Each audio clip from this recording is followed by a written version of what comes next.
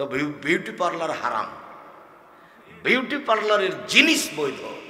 ওখানে মেয়েরা যাবে আর একজনের সামনে এভাবে চুল খুলে সব খুলে ঠিকঠাক করবে। এত বড় বোকা ধর্ম ইসলাম নয়।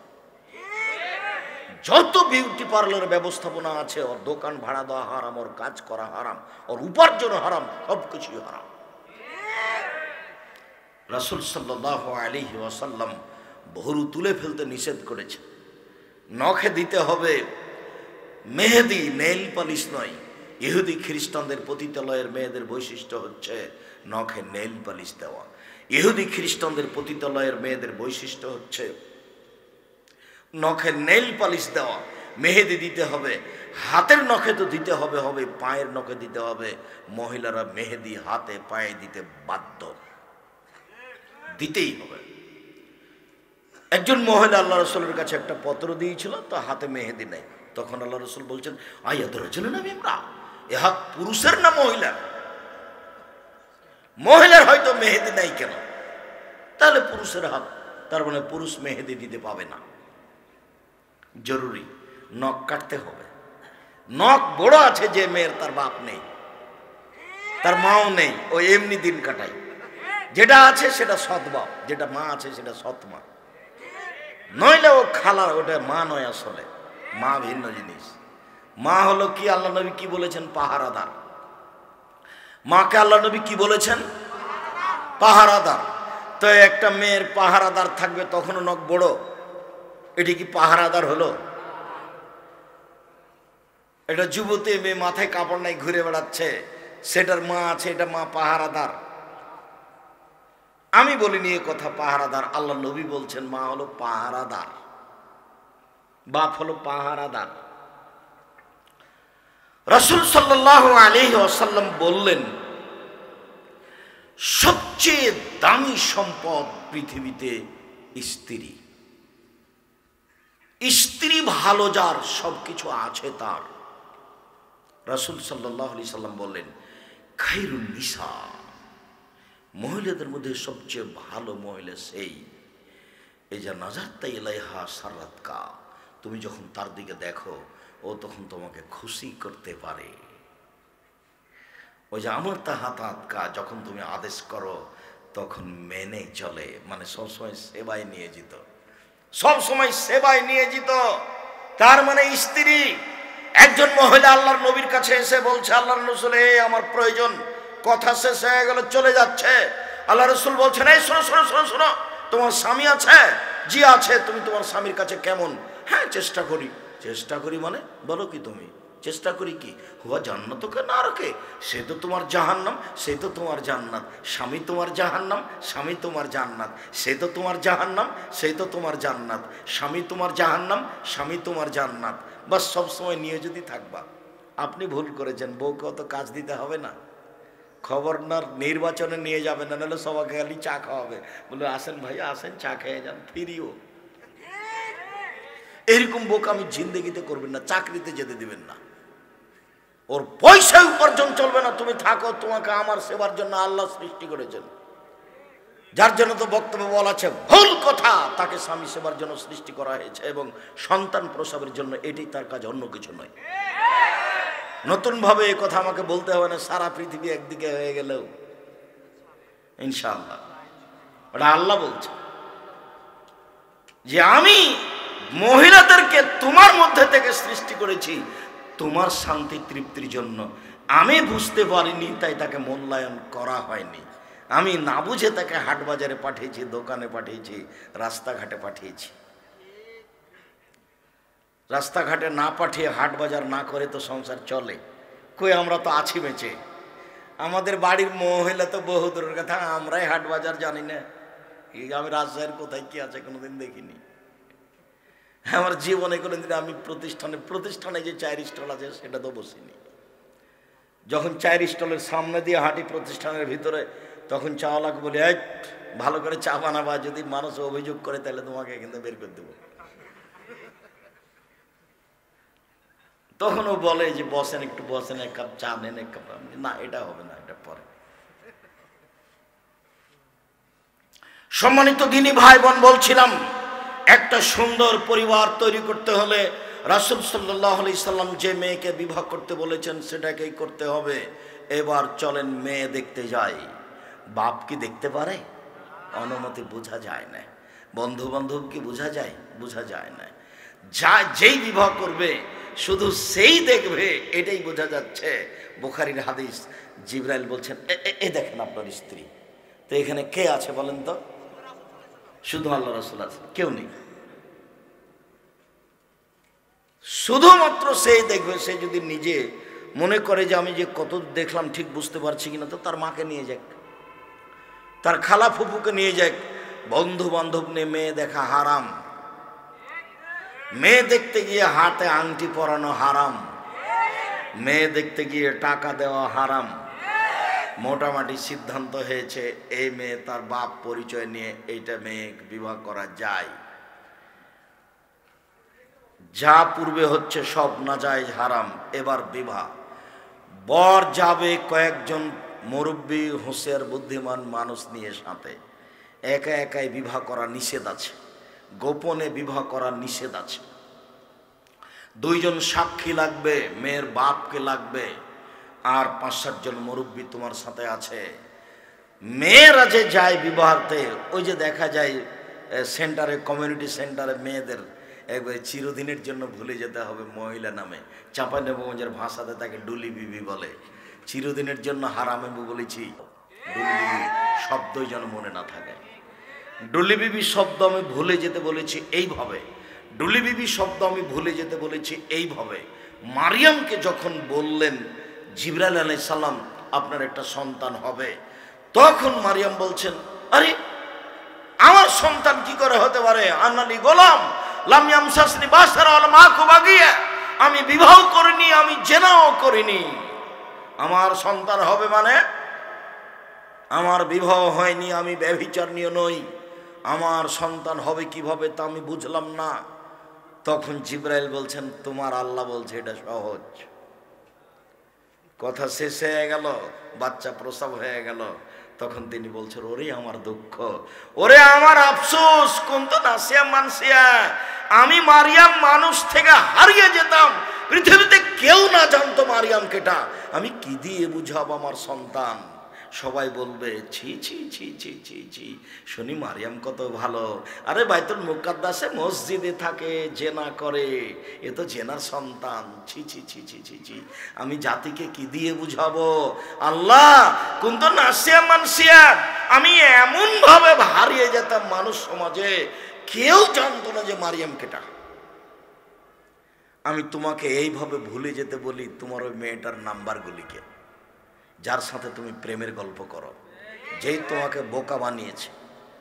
কেউ যখন থাকে না তখন তুমি কোনো মতেই টিকতে পারো না। খুব চেষ্টা করে গেছে এখান থেকে জীবন বাজি রেখে আর কোনোদিন কথা বলবো না, রাতই পার হয়নি, রাতই পার হয়নি। ওটা তো ইবলিস আল্লাহর সাথে ওয়াদা করে নিয়ে চলে গেছে। যখন সিজদা করেনি আদমকে, তখন আল্লাহ বলেছেন সর সর সর সর এখান থেকে, তুই আমার রহমত থেকে সরে যা। তখন বলছে ঠিক আছে যাব, দুটা কথা। হ্যাঁ কি? আমি কিয়ামত পর্যন্ত বাঁচতে চাই। ঠিক আছে দিলাম। আর আদম সন্তানকে ভ্রান্ত করব, কেমনে জান্নাতে যায় তা দেখে ছেড়ে দেবো। ওর একটা জিদ আছে না, আপনি আর আমি বুঝতে পারি না, ও তো জিদে পড়ে আছে, আমার বিরুদ্ধে জিদে পড়ে আছে। কে? শয়তান। যখন মানুষ জিদে পড়ে তখন আহাল পরিবার, টাকা পয়সা, বউ সবকিছু হারিয়ে দেয়। যার জন্য তো বলছে আমার দল যদি হেরে যায় ব্রাজিল আর্জেন্টিনা, তো ও আত্মহত্যা করবে। তাহলে ও জিদে আছে, আত্মহত্যা করবে। তো এখন ইবলিস জিদের মধ্যে আছে, আমি আর আপনি জান্নাতে কিভাবে যাই এটাও দেখে ছেড়ে দেবে, যেতে দিবে না। তখনও বলছে ইজ্জতকা ওয়া মাকানিকা, তোমার মর্যাদার কসম, তোমার ইজ্জতের কসম, তোমার সম্মানের কসম, লাগবে না ইনসানা, আমি মানুষকে ভ্রান্ত করবই করব, করবই করব, কিভাবে জান্নাতে যাই তা আমি দেখে ছেড়ে দেব।